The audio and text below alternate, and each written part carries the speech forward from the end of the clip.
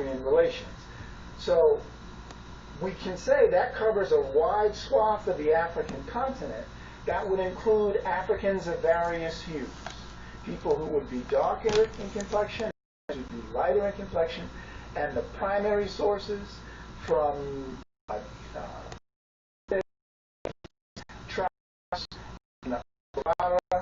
and English sources all affirm that the term Moor was used for people of African ancestry. Later, the term Blackamoor is introduced, but it's part of the development of hypocrisy that exists within English language. Just as in other, there are ways to translate something more accurately.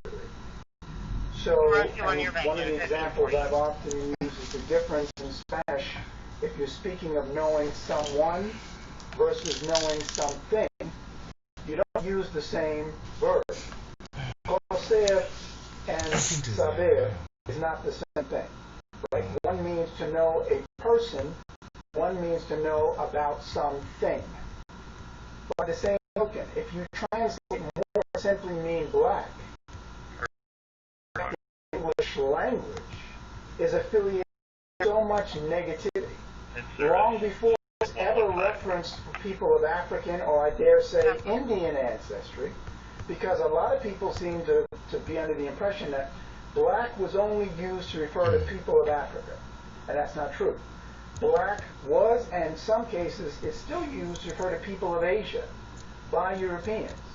My first trip to England, and I was talking to people from Indonesia and Pakistan and Cambodia and different parts of Southeast Asia, and they were bringing to my attention how you can read articles in the paper, and this is in the early 90s, where they would talk about a black person doing something. Usually it might have been affiliated with some criminal act, which was part of their point at the time.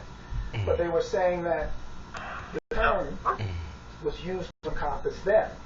And there was a debate between the younger generation of these people from Southeast Asia, saying, well, we'll use the word black. I mean, people in the Americas have a black pride movement, and, you know, there's black consciousness in South Africa. And then there were those who were elders who were averse to it. They didn't like it because they said, you don't want to be encapsulated simply in a color, because now the emphasis is simply on your color and not on your culture. So they said, well, they saw the value of, people saw the value of trying to use a new hip kind of term, if you will. But the elders said no, because what that's doing is reducing your value, because in the English language, black is largely associated with a bunch of negativity. And just like Richard B. Moore said in his book from the 60s, the term or the word Negro is origin